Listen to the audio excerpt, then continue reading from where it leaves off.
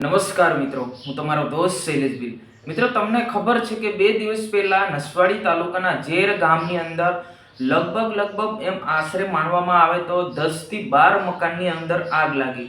કે ગામજનોએ આગ લાગતાની સાથે આગ બુઝાવવાની કોશિશ પણ કરી, પણ આ આગ કેવી રીતના બની કે ભાઈ જે મકાન જે છે બધા લાઈનમાં હતા અને જે આ બાજુ જે આમ ડાયરેક્ટ લાઈન હોય તો આ બાજુ આગ લાગે તો બધા લાઈનમાં જે છે આગ જે છે બધા મકાનની અંદર લાગી જતી હોય છે. કેમ કે મકાન જે ભેગા આખા લાઈનમાં છે.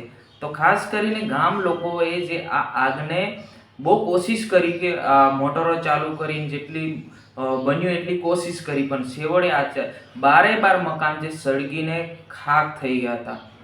તો ખરેખર મિત્રો આ સમયે જે ફાયર વિકેટર હોત તો કદાચ આ મકાન બચી શક્યા હોત. તો તંત્ર દ્વારા ખરેખર આપણા જે પણ નેતા હોય, ધારાસભ્યો હોય કે સરપંચ હોય કે કોઈ બી હોય, તો ખરેખર આ પરિવારને જલ્દીથી સહાય આપવી જોઈએ, મકાન બનાવી આપવું જોઈએ.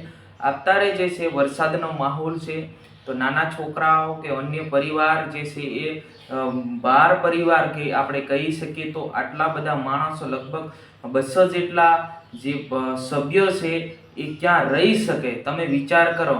તો આ વરસાદની સિઝનની અંદર જે આવી ઘટના બને, અગર આપણા તાલુકાની અંદર ફાયર વિકેટર તો અવશ્ય હોવું જ જોઈએ, જેથી કરીને અગર તમે એક મકાનની અંદર આગ લાગે તો તરત આપણે ફોન કરીએ તો અગર જો ટાઈમ પર ફાયર વિકેટ આવી જાય તો આ જે આગ જે છે એ કાબુ લઈ શકે. પરંતુ આવું ઘણા વર્ષોથી બનતું રહે છે.